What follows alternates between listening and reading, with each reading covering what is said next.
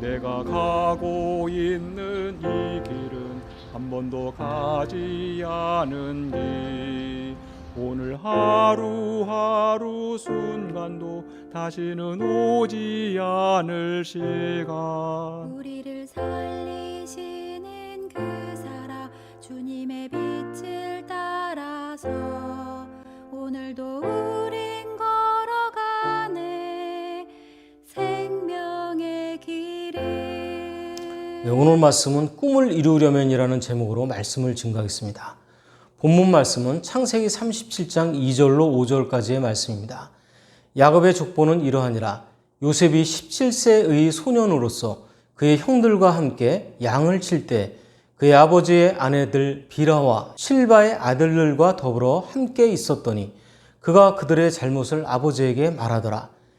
요셉은 노년에 얻은 아들이므로 이스라엘이 여러 아들들보다 그를 더 사랑하므로 그를 위하여 채색옷을 지었더니 그의 형들이 아버지가 형들보다 그를 더 사랑함을 보고 그를 미워하여 그에게 편안하게 말할 수 없었더라.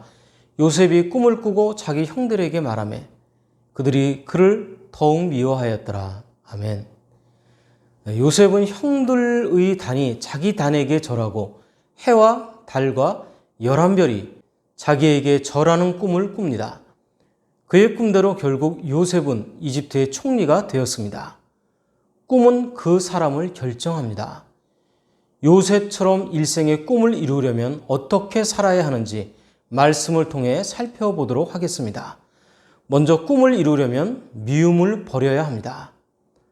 아버지의 깊은 사랑을 받았던 요셉은 그 사랑으로 형제들의 질투를 불러일으켰고 마침내 가족 내에 불화가 생겼습니다. 창세기 37장 3절로 4절 말씀입니다. 요셉은 노년에 얻은 아들이므로 이스라엘이 여러 아들들보다 그를 더 사랑하므로 그를 위하여 채색옷을 지었더니 그의 형들이 아버지가 형들보다 그를 더 사랑함을 보고 그를 미워하여 그에게 편안하게 말할 수 없었더라.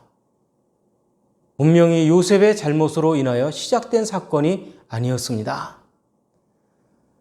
그런데 요셉처럼 자신을 이 지경에 이르지 않게 하려면 사전에 자신이 어떤 인간관계 속에 놓여 있는지 객관의 시각을 유지해야 하겠습니다. 물론 요셉은 그것을 인지하고 잘 대응할 만한 연령은 아니었습니다. 이것이 우리가 미움을 사지 않는 방법이며 동시에 자신 또한 원한의 올가미에 갇히지 않게 하는 것입니다. 사랑이 쌓여가듯이 미움도 쌓여가는 것입니다. 깊이와 높이와 넓이로 점점 더욱 심해집니다. 본격적으로 미움에 불을 당긴 것에는 본인의 처사에 한몫 달려 있었습니다. 정말 이루어질 하나님이 주신 꿈이라면 더더욱 말을 아끼고 기도해야만 하는 것입니다. 자칫 잘못하면 잎만 풍성한 열매 없는 나무가 될 수 있기 때문입니다. 창세기 37장 5절 말씀입니다. 요셉이 꿈을 꾸고 자기 형들에게 말하매 그들이 그를 더욱 미워하였더라.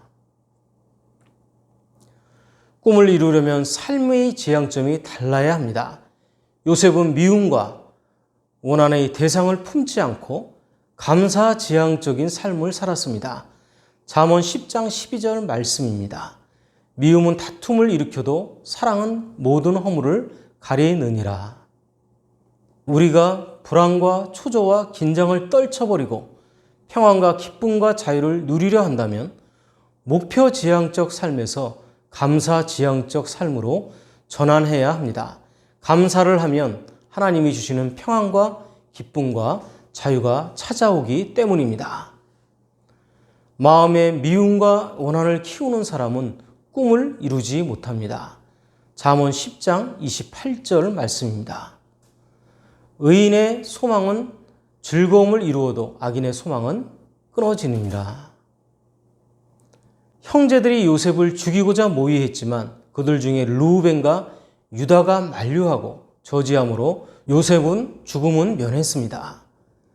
그런데 은 20에 요셉을 이스마엘 상인들에게 팔아서 이 상인들이 요셉을 데리고 이집트로 갔습니다. 요셉은 형들의 시기와 질투와 인신매매, 보디발의 아내의 모함, 관원들의 무관심들에 대하여 미움과 원망의 말을 하지 않습니다. 마음의 미움과 원망을 키우는 사람은 평생 남탓만 하다가 인생을 허비합니다. 사울왕은 다윗을 시기하고 질투해서 평생을 다윗을 쫓다가 비참하게 인생을 마감합니다. 미움과 원하는 꿈을 이루는 데 있어서 방해꾼입니다. 우리가 살아가는 인생은 꿈만 품고 살아도 부족한 인생입니다. 다음으로 꿈을 이루려면 인내해야 합니다. 요셉은 모든 것을 인내함으로써 꿈을 성취했습니다. 요셉은 형들의 시기에도 인내하고 애굽 상인에게 팔려가서 겪게 되는 노예 생활에도 인내했으며 감옥 생활도 인내했고 타국 생활도 인내했습니다. 인내하는 자가 꿈을 성취할 수 있습니다.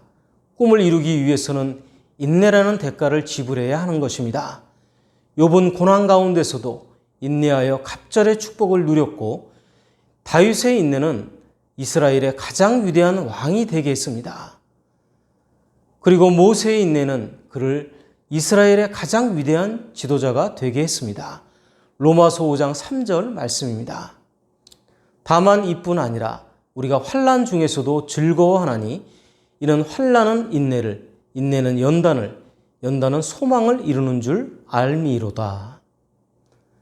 네, 우리가 세상을 살아가며 어려운 상황에 처하는 것도 견디기 힘들지만 이보다 더 어려운 것은 사람들로부터 받는 시기와 질투 혹은 오해와 질시 등입니다.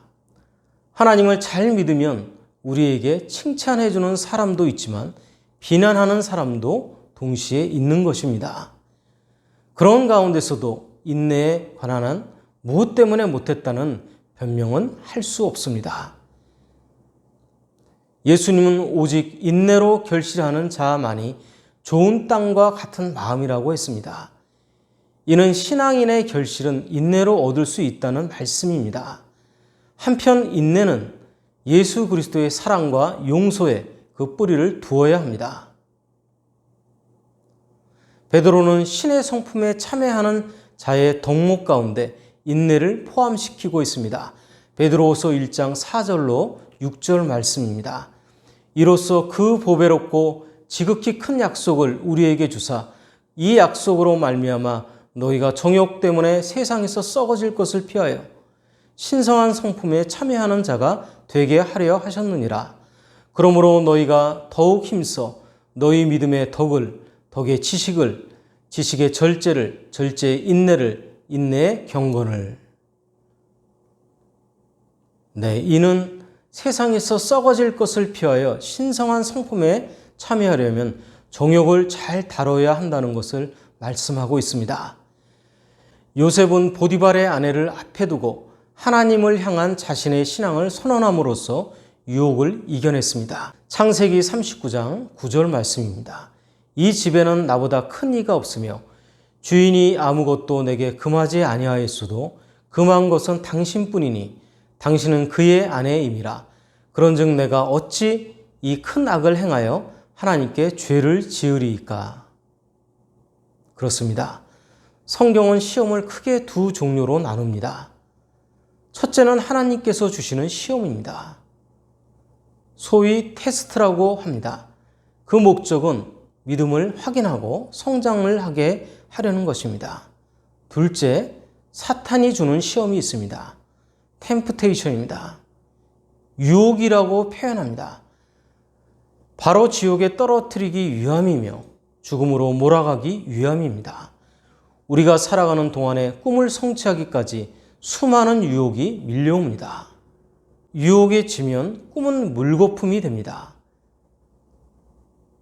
유혹을 이겨내야 꿈을 이루고 꿈을 지킬 수 있습니다. 사탄은 40일을 금식하면서 공생애를 준비하시는 예수님을 유혹했습니다. 그때 주님은 사탄의 유혹을 하나님의 말씀으로 승리했습니다. 마태복음 4장 4절 말씀입니다. 사람이 떡으로만 살 것이 아니요 하나님의 입으로부터 나오는 모든 말씀으로 살 것이라. 그러므로 사탄의 수많은 방법과 여러 가지 계기로 다가오는 유혹을 이기려면 우리는 항상 말씀이 충만해야 합니다. 오직 하나님께 경배하고 하나님을 섬겨야 하는 것입니다. 유혹은 사람이 원할 만한 것들에 이끌리는 데서 기인합니다. 보르네오 섬에는 네펜세스라는 아름다운 꽃이 있습니다. 모양도 아름답지만 그 향기는 단연 압도적입니다. 이 식물은 뿌리로 물을 흡수하지만 꽃잎으로는 벌레를 잡아먹습니다. 벌레나 곤충들은 화려한 자태와 감미로운 향기에 취해 꽃잎에 몰려듭니다. 그 순간 꽃잎은 문을 닫고 독한 소화액을 내뿜어 곤충을 녹여버립니다. 네펜세스는 독초인 것입니다. 아름다움과 향기의 유혹에 빠져 낭패를 당하는 사람들은 또 얼마나 많습니까? 유혹은 항상 감미롭습니다. 그러나 우리가 유혹을 물리친 후에 느끼는 기쁨과는 절대 비교가 되지 않습니다. 마지막으로 꿈을 이루려면 은혜를 받아야 합니다. 요셉은 믿음의 사람이었기에 하나님의 은혜를 입었습니다. 창세기 45장 5절 말씀입니다. 당신들이 나를 이곳에 팔았다고 해서 근심하지 마소서, 한탄하지 마소서. 하나님이 생명을 구원하시려고 나를 당신들보다 먼저 보내셨나이다. 이 말씀을 보면 그가 얼마나 큰 믿음의 사람인지를 알 수 있습니다. 믿음의 사람만이 하나님의 은혜를 입을 수 있습니다. 은혜를 입은 사람은 마음이 넉넉해지고 관대해지며 사랑이 넘치기 때문에 하나님의 은혜를 입은 사람은 하나님과의 깊은 영적 교제 관계를 통해서 사람과의 관계를 올바로 이용하고 수용하고 폭을 넓히게 되는 것입니다. 알고 보면 은혜 받은 본인의 삶이 제일 먼저 풍성해지는 것입니다. 우리는 사람의 힘만으로는 온전한 꿈을 이룰 수 없기에 하나님의 은혜를 반드시 입어야 하겠습니다. 우리는 영혼의 생명 같은 하나님의 은혜를 받기 위해서 적극적으로 은혜의 자리로 나아가야 합니다. 은혜의 자리로 나아간다는 것은 기도의 자리와 예배의 자리로 나아가는 것입니다. 그래서 우리가 예수 그리스도의 이름을 의지하여 은혜의 자리로 나아가면 특별한 하나님의 약속과 성취가 반드시 그 자리에 있습니다. 창세기 32장 12절 말씀입니다. 주께서 말씀하시기를 내가 반드시 내게 은혜를 베풀어 내 씨로 바다의 셀 수 없는 모래와 같이 많게 하리라 하셨나이다.